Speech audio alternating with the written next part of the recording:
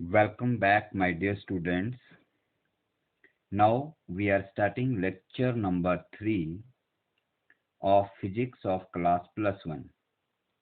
So today's topic is units and measurements.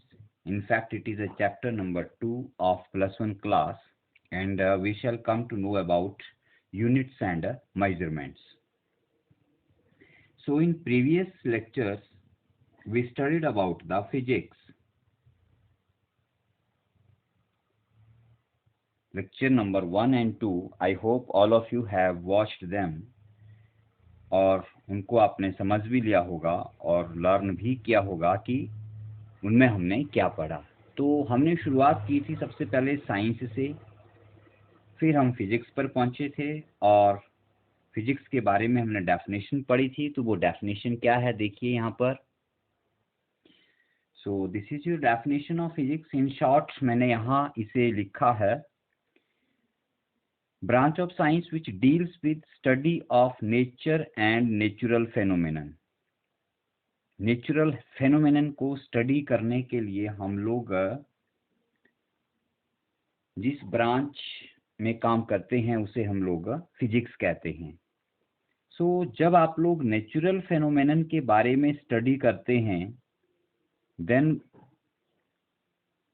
About what we are talking, you can say you may talk about mass, you can talk about length, you can talk about time, you can talk about temperature etc.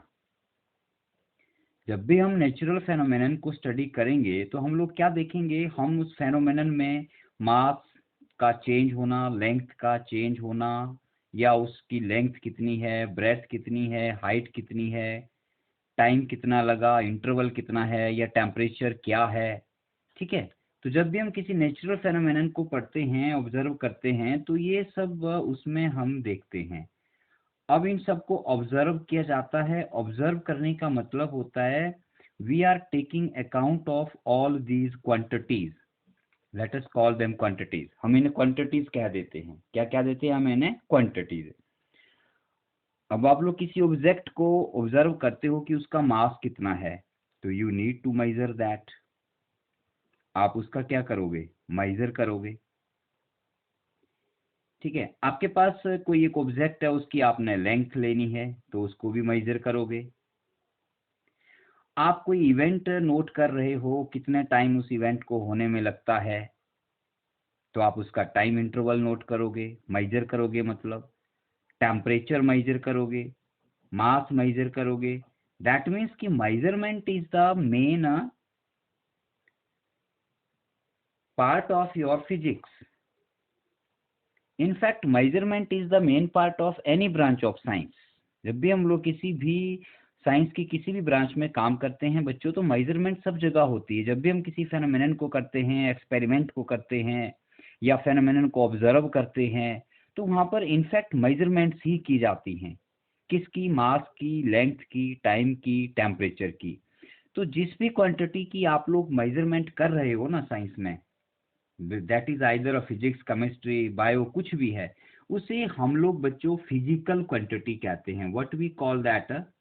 Physical quantity. ये पहली definition आज जो बनी आप लोगों के लिए, physical quantity क्या होती है।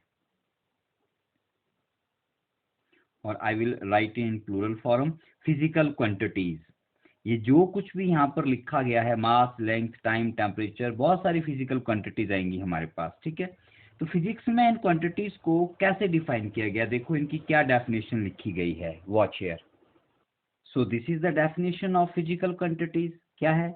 All those quantities which can be measured directly or indirectly। वो सारी क्वांटिटीज जिनको हम लोग मेजर कर सकते हैं। हम किस किस की बात कर रहे हैं? हम बात कर रहे हैं मास की, लेंथ की, टाइम की, टेम्परेचर की। अब इसमें कुछ और ऐड कर देते हैं, जैसे हम लिख देते हैं यहाँ पर वेलोसिटी, हम लिख देते हैं यहाँ पे एक्सीलरेशन, हम लिख देते हैं यहाँ पर फोर्स, हम लिख देते हैं यहाँ पर मोमेंटम। तो ये सारी वो क्वांटिटीज हैं जिनको मेजर किया जा सकता है। हमारी बात समझ में? So everything these to be measured. अगर आप किसी फेनोमेनन में इसको नोट कर रहे हैं तो हम ये सारी क्वांटिटीज मेजर करेंगे। ठीक है, तो इन सभी क्वांटिटीज को हम लोग क्या कहते हैं? फिजिकल क्वांटिटीज कहते हैं। ठीक है, अब यहाँ पे दो वर्ड्स आते हैं कि directly measured and indirectly measured. Directly measured का मतलब होता है कि सीधे सीधे आपने मेजर कर लिया। जैसे मैंने आपको कह दिया अभी कि लेट अस से दैट आप जिस रूम में बैठे हो उस रूम की लेंथ कितनी है, लेंथ और ब्रेड्थ कितनी है। तो आप एक मेजरिंग इंस्ट्रूमेंट लेट अस से मेजरिंग टेप ले लेते हो, मीटर स्केल ले लेते हो और सीधा शुरू हो जाते हो मेजर करना कि 1 2 3 4 5 6, चलो ये 6 मीटर हो गया। ठीक है, वो होगी डायरेक्ट मेजरमेंट। लेकिन अगर मैं कहूँ कि what is the distance of the sun from the earth, या what is the radius of the earth, और what is the depth of the ocean, तो क्या कोई समुद्र में, समुद्र के नीचे सतह तल पर इंच टेप लेके जाएगा? नो। क्या कोई आपका मेजरिंग स्केल लेके यहाँ से सन के ऊपर जाएगा? नो। लेकिन हमें तो ये सब मालूम है आज कि अर्थ का रेडियस कितना है, सन और अर्थ के बीच का डिस्टेंस कितना है, या ओशियन की अलग अलग प्लेसेस पर क्या डेप्थ है, या समुद्र कितना बड़ा है। तो ये इस तरह की जो मेजरमेंट्स हैं ये इनडायरेक्टली की जाती हैं। इसके कुछ अलग मेथड्स होते हैं जो हम पढ़ेंगे इस चैप्टर में कि डायरेक्ट मेथड क्या है और इनडायरेक्ट मेथड क्या है। डायरेक्टली मतलब सीधे सीधे मेजरमेंट हो गया, और इनडायरेक्टली मतलब हमें कुछ मेजरिंग इंस्ट्रूमेंट्स के अलावा कुछ और इंस्ट्रूमेंट्स की भी हेल्प लेनी पड़ती है, आप ये बोल सकते हैं। ठीक है, कि जहाँ पर मेजरिंग इंस्ट्रूमेंट के साथ साथ कुछ और हेल्प भी हमें लेनी पड़ती है जो मेजरमेंट करने के लिए, तो वो इनडायरेक्ट मेजरमेंट आती है। ठीक है, तो ये पॉइंट क्लियर हो गया आपको कि फिजिकल क्वांटिटीज क्या होती हैं। Right, no let us talk about the measurement, कि मेजरमेंट क्या होती है और इसे कैसे किया जाता है। So dear, this is the definition of measurement. क्या है? The measurement of physical quantity. किसी भी फिजिकल क्वांटिटी को मेजर करने का मतलब क्या होता है?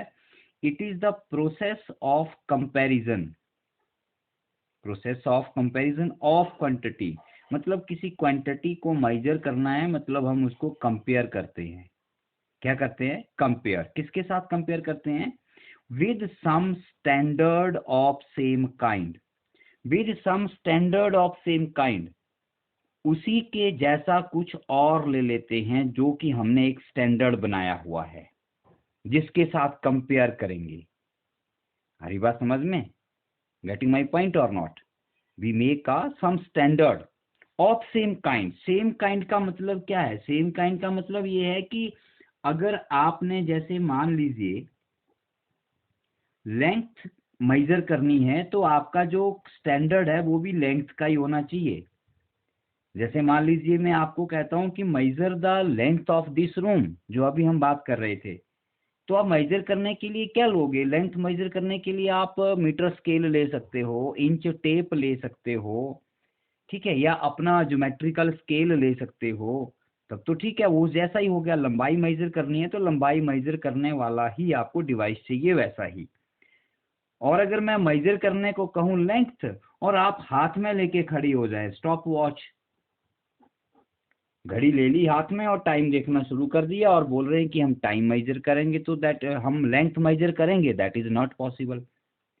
हरी बात समझ में? उल्टा समझ लो, मैं कहता हूं, मैं आपको एक स्टूडेंट यहाँ से भेजता हूँ कि जाओ बेटा नीचे ग्राउंड में जाके ऊपर आ जाओ, और आपको आने जाने में कितना समय लगेगा हम नोट करते हैं। यह एक रेस हो रही है और हम पता लगाते हैं कि इस रेस में कितना समय लगता है पूरा करने में। तो उसे मेजर करने के लिए हमें वॉच चाहिए, स्टॉप वॉच चाहिए टाइम मेजर करने के लिए। ठीक है, आपको मतलब समय टाइम मेजर करना है तो टाइम मेजरिंग डिवाइस चाहिए, वैसा ही जो टाइम को मेजर कर सके। वहां पर आप इंच टेप लेके खड़े हो जाएं तो आप उस की टाइम नोट नहीं कर पाओगे। तो ये मतलब है यहाँ पर सेम काइंड का, कि जैसा मेजर करना है वैसा ही आपको इंस्ट्रूमेंट भी लेना पड़ेगा, मतलब वैसा ही आपको स्टैंडर्ड भी बनाना पड़ेगा। ठीक है, टाइम मेजर करने के लिए टाइम का स्टैंडर्ड होना चाहिए, लेंथ मेजर करने के लिए लेंथ का स्टैंडर्ड होना चाहिए, मास मेजर करने के लिए मास का स्टैंडर्ड होना चाहिए, टेम्परेचर मेजर करने के लिए टेम्परेचर का स्टैंडर्ड होना चाहिए, ठीक है। मेजर करना है टेम्परेचर और हाथ में खड़े हो गए लेके आप किलोग्राम का वेट, तो नहीं हो पाएगा ना। तो इतनी बात तो समझते हैं आप लोग, ठीक है। सो अब यहाँ पर ये जो स्टैंडर्ड आता है इसको हम लोग यूनिट का नाम देते हैं। बाद में हम पढ़ेंगे कि जो स्टैंडर्ड आप मेजरमेंट के लिए यूज कर रहे हैं उसको हम लोग यूनिट ऑफ मेजरमेंट कहते हैं, सिंपली यूनिट कह देते हैं, या उसे आप यूनिट ऑफ मेजरमेंट कहते हैं। उसे क्या कहते हैं आप लोग? Unit of measurement. जैसे मान लीजिए स्टैंडर्ड ले लिया आपने 1 मीटर, 1 मीटर का आपने कोई लेंथ का सेट कर दी कि इतनी लेंथ 1 मीटर होती है, तो आपका स्टैंडर्ड क्या हो गया? 1 मीटर। उसके साथ कंपेयर करेंगे। चलो यही एग्जांपल लेके देख लेते हैं। अब यहाँ पर लेट अस से मुझे इस बॉल पेन की लेंथ मेजर करनी है, ठीक है। तो इस लेंथ को मेजर करने के लिए मुझे लेंथ वाला ये एक स्टैंडर्ड बनाना पड़ेगा जिसके साथ मैं इसे कंपेयर करूंगा। सो let us study this example. लेकिन उससे पहले एक चीज और ले लेते हैं कि मेजरमेंट करने का प्रोसेस तो पढ़ लिया आपने, लेकिन उसके लिए चाहिए क्या हमें? एक तो हमें स्टैंडर्ड चाहिए जिसके साथ हमने कंपेयर करना है, ठीक है। और एक हमें यहाँ पर कुछ और भी चाहिए क्वांटिटी, जिसका नाम क्या है देखिए। ओके, सो मेजरमेंट के लिए आपको एक स्टैंडर्ड चाहिए जो मैंने यहाँ पे लिख दिया, और इस स्टैंडर्ड को हम लोग यूनिट भी कहेंगे, ठीक है। Unit of that measurement. And जब आप किसी क्वांटिटी को एक को दूसरे के साथ कंपेयर करते हो तो कंपैरिजन का मतलब क्या हो गया कि वो कम आई, ज्यादा आई, छोटी आई, बड़ी आई, ठीक है, या कितने टाइम्स वो एक दूसरे के साथ कंपेयर करने पर बनती है, ठीक है। तो वैसा कंपेयर करने के बाद आप लोगों को एक वैल्यू मिलती है, जिस वैल्यू को हम लोग न्यूमेरिकल वैल्यू कहते हैं। क्या कहते हैं उसको हम लोग? Numerical value. और उसे एन से हम लोग मेजर करते हैं, ठीक है।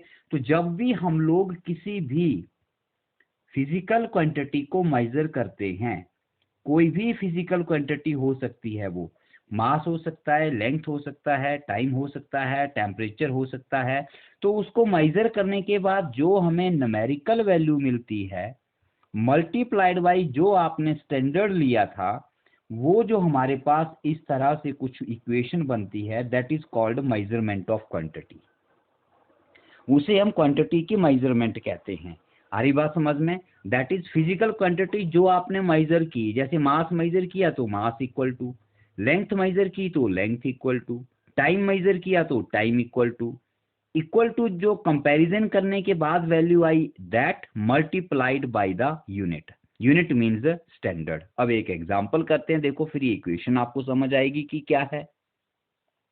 जैसे मान लीजिए अब मैं अपना एग्जाम्पल पे वापिस आता हूँ, मुझे ये बॉल पेन है और इसका मुझे लेंथ मेजर करना है, तो मुझे एक स्टैंडर्ड लेना पड़ेगा जिसके साथ मैं मेजर करूंगा। लेटर से मैंने ये इसका कैप जो है एक स्टैंडर्ड ले लिया, ठीक है। ये कैप क्या है? मेरा स्टैंडर्ड ऑफ मेजरमेंट है जिसे मैं यूनिट कहूंगा, ठीक है। और ये पेन मेरा यहाँ पर एक ऑब्जेक्ट है जिसकी मुझे लेंथ निकालनी है। तो जो फिजिकल क्वांटिटी बेटा मुझे मेजर करनी है वो है मेरी लेंथ। यहाँ पर फिजिकल क्वांटिटी क्या हो गई मेरी बच्चों? लेंथ हो गई, ठीक है। अब मैंने कंपैरिजन करने के लिए ये मेरे पास एक स्टैंडर्ड आ गया। हम बोल लेते हैं कि ये स्टैंडर्ड है लेंथ का जो 1 मीटर है। इसकी लंबाई कितनी सपोज कर लीजिए आप लोग, लेंथ कितनी मान लीजिए? 1 मीटर। ये 1 मीटर मेरा क्या हो गया? स्टैंडर्ड हो गया बच्चों, यूनिट हो गया। अब इसके साथ में इसको कंपेयर करूंगा, ठीक है, कि ये इसका कितना टाइम्स है। कंपैरिजन का मतलब यही होता है, ठीक है। तो जैसे मैं कंपेयर कर रहा हूं इसे, यहाँ पर देखिए 1 2 3 एंड 4, दैट मीन्स 4 मुझे नंबर मिला जिस स्टैंडर्ड से मैंने कंपेयर किया। वो स्टैंडर्ड इस बॉल पेन, वो बॉल पेन जो है आपका, उसकी जो लेंथ है वो स्टैंडर्ड के कंपैरिजन में 4 टाइम्स है, ठीक है। ये डायरेक्ट मेजरमेंट है, सीधा मेजरमेंट कर रहे हैं हम लोग। 1 2 3 4 सीधा मेजर किया हम लोगों ने। तो मुझे जो न्यूमेरिकल वैल्यू यहाँ पर मिली वो 4 मिली, एक नंबर मिला मुझे यहाँ पर। आ रही बात समझ में? अब मल्टीप्लाइड बाय यूनिट, यूनिट मतलब जो स्टैंडर्ड हम यूज कर रहे थे, स्टैंडर्ड हमने सपोज किया था इसकी जो लेंथ है वो मीटर है, 1 metre. Unit means value 1 metre. तो यहाँ पर हम लोग 4 मीटर लिख देते हैं। जो भी यूनिट हम डिसाइड करेंगे वो 1 में होंगे बेटा, ये बात ध्यान में रखेंगे। उनकी वैल्यू हमेशा 1 ली जाएगी। जो स्टैंडर्ड बनाया जाएगा मतलब 1 मीटर, 1 किलोग्राम, 1 सेकेंड एटसेट्रा। ठीक है, तो जो स्टैंडर्ड है मैंने उससे मल्टीप्लाई किया और जो न्यूमेरिकल वैल्यू आई वो आ गई मेरे पास, और ये पेन का लेंथ हो गया मेरा 4 metre. Are you getting my point? तो ये हमारे पास इस तरह से एक फिजिकल क्वांटिटी का मेजरमेंट आता है। जैसे मान लीजिए मेरे पास कोई क्वांटिटी है और मैंने उसका मास मेजर किया, तो मेरी मेजरिंग क्वांटिटी हो गई मास, फिजिकल क्वांटिटी हो गई मेरी मास, और मेजर करने के बाद मान लीजिए मुझे उसका जो मेजर्ड वैल्यू मिलती है वो मिलती है 5 किलोग्राम। ठीक है, मैं कहता हूं कि इस ऑब्जेक्ट का मास 5 किलोग्राम है, तो मास हमारी फिजिकल क्वांटिटी है जिसको हमने मेजर किया। आ रही है मेरी बात समझ में? 5 वो न्यूमेरिकल वैल्यू है जिसे कंपेयर करके हमारे पास आया, और कंपेयर किसके साथ किया हमने? जो हमारा यूनिट था वो क्या है? किलोग्राम। हमारा जो स्टैंडर्ड है वो क्या है यहाँ पर? किलोग्राम। आ रही है बात समझ में? ठीक है, तो आई होप कि फर्स्ट जो कॉन्सेप्ट है मेजरमेंट का वो आपको समझ आया होगा। नहीं समझ आया तो रिवाइंड करके दोबारा देखिए। ठीक है, फिर भी समझ नहीं आया तो फोन करके मेरे से पूछिए। अब हम एक नई चीज सीखते हैं। यहाँ पर देखिए, मान लीजिए मेरे पास कोई ऑब्जेक्ट है और उसकी लेंथ मैंने 1 मीटर है या लेटर से 2 मीटर है, फाइंड आउट कर ली, मेजरमेंट किया मैंने और लेंथ को 2 मीटर मेजर कर लिया। अब इसी लेंथ को कोई सेंटीमीटर में मेजर करेगा, तो सबको पता है 1 मीटर में 100 सेंटीमीटर होते हैं, तो ये लेंथ 100 सेंटीमीटर हो जाएगी। Very simple. अब जो मेजरिंग आपकी क्वांटिटी वो तो सेम रही, आपने लेंथ मेजर किया। ठीक है, एक ऑब्जर्वेशन मीटर में ली गई तो 2 मीटर आ गई, दूसरी सेंटीमीटर में ली गई तो 200 सेंटीमीटर आ गई। ठीक है, अब यहाँ से क्या बात समझ आती है? देखो क्वांटिटीज तो तुम्हारी सेम है, इसका मतलब ये वैल्यू भी आपकी सेम होनी चाहिए। अगर इक्वेशन की एक साइड सेम हो तो दूसरी साइड भी सेम होती है। इसका मतलब ये हुआ बच्चों कि 2 metre is equal to 200 centimetre हो जाएगा। यहाँ पे 1 में 100 होते हैं तो 2 में 200 हो गए। ठीक है, और सिंपल वे में भी आप लिख सकते हैं कि 2 metre is equal to 200 centimetre. ठीक है, लेंथ को मीटर में मेजर करेंगे तो 2 मीटर आई मान लीजिए, और सेंटीमीटर में किया तो 200 सेंटीमीटर आएगी। अब इस इक्वेशन से एक बहुत इंपॉर्टेंट कॉन्सेप्ट यहाँ पर मैं आपको समझाने वाला हूँ। बात तो छोटी सी है, कोई भी बता देगा, लेकिन देखिए क्या है। फर्स्ट केस में मेरा स्टैंडर्ड क्या है बच्चों? मीटर। और सेकंड केस में मेरा स्टैंडर्ड क्या है? सेंटीमीटर। स्टैंडर्ड मीन्स ये मेरा यूनिट है, this is my unit of a measurement. First case में मेरा स्टैंडर्ड क्या है? मीटर, और दूसरे केस में मेरा स्टैंडर्ड क्या है? सेंटीमीटर। अब metre means 1 metre, centimetre means 1 centimetre. Unit value अगर हम इनकी देखें तो सबको पता है 1 मीटर बड़ा होता है या 1 सेंटीमीटर बड़ा होता है। We know that 1 metre is greater than 1 centimetre. आ रही बात समझ में? Getting my point? बहुत सिंपल है, सबको मालूम है।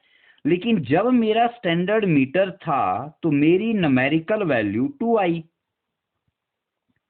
और जब मेरा स्टैंडर्ड सेंटीमीटर था तो मेरी न्यूमेरिकल वैल्यू 200 आई, और सबको पता है कि 2 is less than 200, 2 is less than 200। तो ये मेरा एक राइट हैंड साइड का केस है और ये मेरा लेफ्ट हैंड साइड का केस है। ध्यान से देखो, ये अपने साइड से देखें आप, तो ये मेरा 2 एंड मीटर कौन सा केस है? लेफ्ट हैंड साइड का।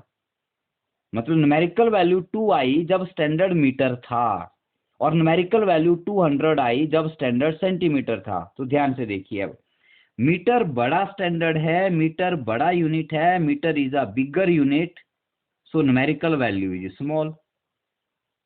बात समझ में आ रही है? अगर मैंने स्टैंडर्ड बड़ा लिया तो मेरी न्यूमेरिकल वैल्यू स्मॉल हो गई।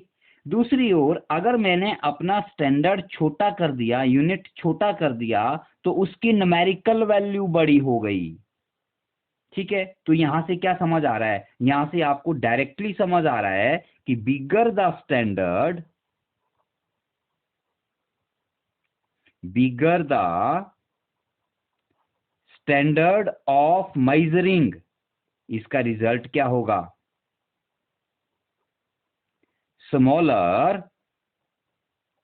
Will be the numerical value.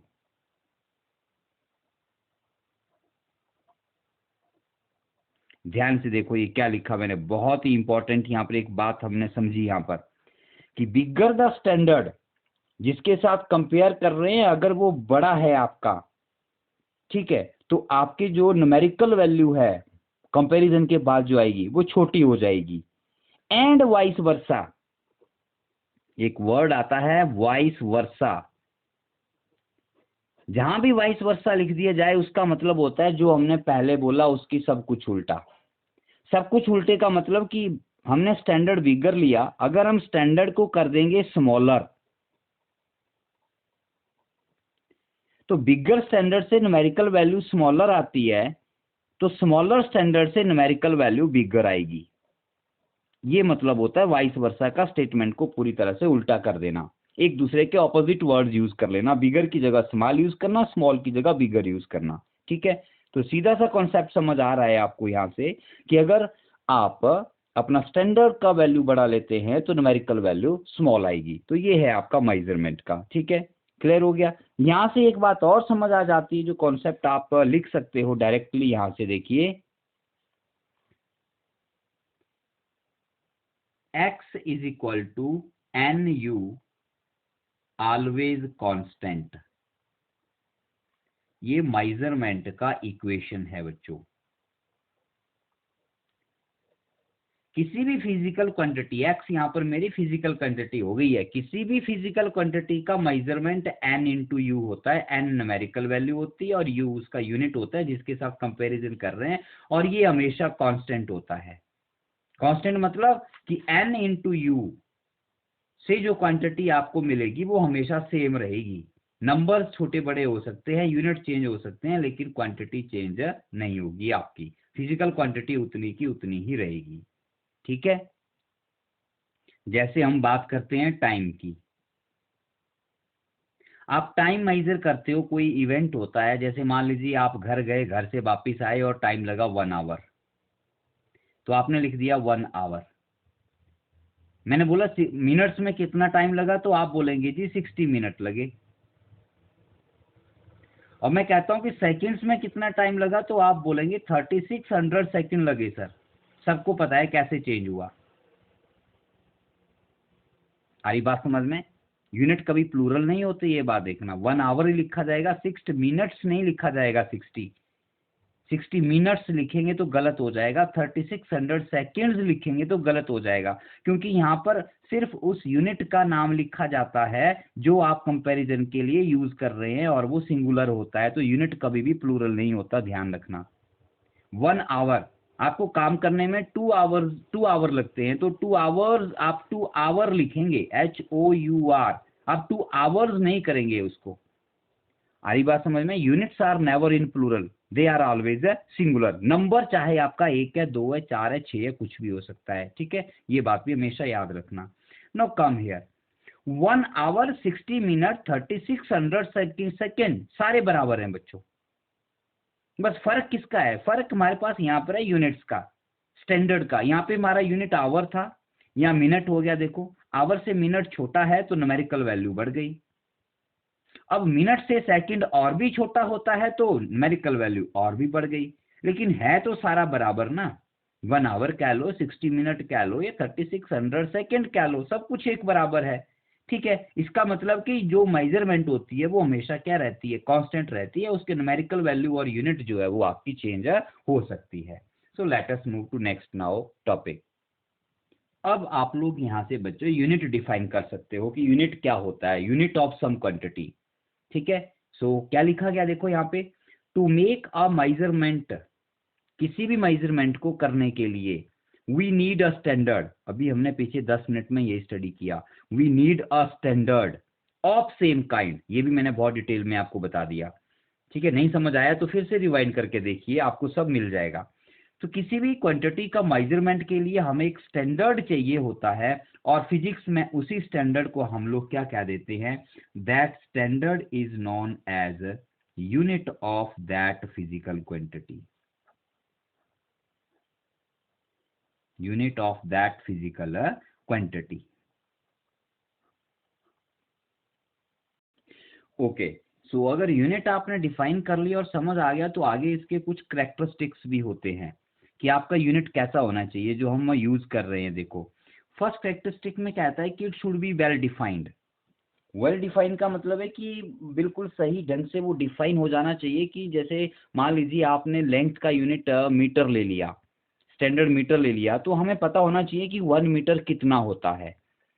ऐसा नहीं कि मेरा 1 मीटर छोटा हो और आपका बड़ा हो जाए, या हमारा इंडिया में मीटर कुछ और हो और ऑस्ट्रेलिया में जाके मीटर कुछ और हो जाए। तो ऐसा नहीं होना चाहिए। एक वेल डिफाइंड लेंथ हो जानी चाहिए कि जैसे हमने बोल दिया कि ये 2 पॉइंट हैं और इनके बीच का कुछ पार्टिकुलर वेव लेंथ के हिसाब से इसको डिफाइन किया जाता है, बाद में पढ़ेंगे हम डिटेल में।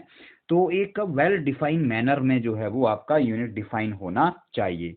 जैसे मास का यूनिट 1 किलोग्राम, किलोग्राम यूनिट ले लिया, मतलब 1 तो यूनिट वैल्यू है, 1 लेंगे। जैसे किलोग्राम यूनिट ले लिया तो किलोग्राम कितना होता है वो हमें पता होना चाहिए। ठीक है, उसकी एक वेल डेफिनेशन होनी चाहिए, उससे ना कम ना ज़्यादा। सेकंड कहता है कि it should be of proper size. ये बहुत इंपॉर्टेंट पॉइंट है भी, जो यूनिट है वो प्रॉपर साइज का होना चाहिए। प्रॉपर साइज के यूनिट के होने का क्या मतलब है, देखिए मान लीजिए मैं आपको कहता हूं कि इस रूम की लेंथ मेजर करो, सिंपल सा एग्जांपल ले रहे हैं हम लोग, तो आप एक मीटर स्केल ले आते हो और मेजर करना शुरू कर देते हो जी, 1 2 3 4 और 4 मीटर हो गया। ठीक है, अब मैं आपको कहता हूं कि इसी मीटर स्केल से आप लोग यहाँ बैठकर जहाँ भी आप बैठे हैं, या लेटर से हम कह देते हैं कि हिमाचल प्रदेश शिमला से दिल्ली की डिस्टेंस मेजर करो, तो क्या मीटर स्केल से बाई रोड आप ऐसे चलेंगे करते हुए 1 मीटर 2 मीटर 3 मीटर, तो हो बैठी फिर मेजरमेंट। सारी बात समझ में। उसको मेजर करने के लिए हमें एक बहुत लंबा इंच टेप मीटर या कुछ उस तरह का डिवाइस बनाना पड़ेगा। ठीक है, तो जो मेजरिंग आपके यूनिट्स हैं वो प्रॉपर साइज के होने चाहिए, जैसी मेजरमेंट है उसी तरह के होने चाहिए। ठीक है, अब नेक्स्ट आता है, जैसे एक एग्जांपल और भी ले सकते हैं आप इस तरह की, जैसे लेटर से दैट आप कोई मास मेजर कर रहे हैं, वेट मेजर कर रहे हैं। ठीक है, मास और वेट भी एक डिफरेंट क्वांटिटीज आती हैं, इनको हम पढ़ेंगे डिटेल में। अभी तो आप बोल समझ सकते हैं कि मास वेट चलो एक ही बात है, लेकिन आगे जब हम चलेंगे तो ये अलग अलग बातें आएंगी। ठीक है, नेक्स्ट आता है रिमेन कांस्टेंट। जो आपका स्टैंडर्ड है या यूनिट है वो कांस्टेंट रहना चाहिए। कांस्टेंट रहने का मतलब है वो चेंज नहीं होना चाहिए। अभी आप लोग पढ़ोगे कि टेम्परेचर के साथ, प्रेशर के साथ कुछ ऐसे मटेरियल्स होते हैं जो जिनका लेंथ या साइज जो है वो चेंज हो जाता है। जैसे जो सॉलिड्स हैं उनमें टेम्परेचर बढ़ने पर वो एक्सपैंड हो जाते हैं, बड़े हो जाते हैं। तो जैसे मान लो आपने वैसे ही किसी मटेरियल का ये 1 मीटर लेंथ डिफाइन कर ली, एक 1 मीटर का स्केल ले लिया आपने कि इसकी लंबाई 1 मीटर है। अब मान लीजिए ऐसा मटेरियल है जो गर्मी आने पर बढ़ जाता है और सर्दी आने पर कॉन्ट्रैक्ट हो जाता है। होते हैं ऐसे मटेरियल, हम पढ़ेंगे आगे, +1 में यही सब कुछ तो पढ़ा जाएगा। ठीक है, तो अब गर्मी आएगी तो ये 1 मीटर लंबा हो जाएगा और सर्दी आएगी तो 1 मीटर छोटा हो जाएगा। तो फिर ये वेल डिफाइन नहीं रहा हमारे पास। ठीक है, तो हमें ऐसे मटेरियल यूज करने हैं जो कि हमेशा कांस्टेंट रहें, उनमें जो डिफाइन कर दिया गया है वो इंक्रीज या डिक्रीज ना हो। दूसरी ओर ये नेक्स्ट कहता है कि these must be internationally accepted. Internationally accepted का मतलब है कि ये सब जगह एक्सेप्टेड होने चाहिए। हरी बात समझ में। ऐसा नहीं है कि यहाँ का किलोग्राम जो है हमारा यूनिट इंडिया का कुछ और हो, अमेरिका का कुछ और हो। ठीक है, वो बात नहीं होनी चाहिए। जो एक सिस्टम हमने बना दिया स्टैंडर्ड, वो सब जगह एक ही हो। कि हमने कह दिया कि यहाँ पे 10 किलोग्राम है तो जितना यहाँ 10 किलोग्राम हुआ उतना ही ऑल ओवर द वर्ल्ड भी होगा। So that's all about your measurement and physical measurement and units. Okay okay, so अभी टाइम वीडियो का हो रहा है, लेकिन एक छोटा सा कॉन्सेप्ट और लेंगे यहाँ पर। Types of physical quantities. एक आती है आपके पास बच्चों फंडामेंटल क्वांटिटीज। दो तरह की क्वांटिटीज डिफाइन करेंगे हम यहाँ पर। एक फंडामेंटल क्वांटिटी, फिजिकल है, ये भी फिजिकल के टाइप हैं ये। और दूसरी आपके पास आती हैं डिराइव्ड क्वांटिटीज। ठीक है, ये दो तरह की क्वांटिटीज है, दो हम लोग यहाँ पर स्टडी कर रहे हैं, fundamental quantities and derived quantities. Fundamental quantities कौन सी हैं? अभी आप लोग इनिशियल स्टेज पे मास, लेंथ एंड टाइम, ये सबसे मोस्ट बेसिक फंडामेंटल क्वांटिटीज हैं जिन्हें माना गया है।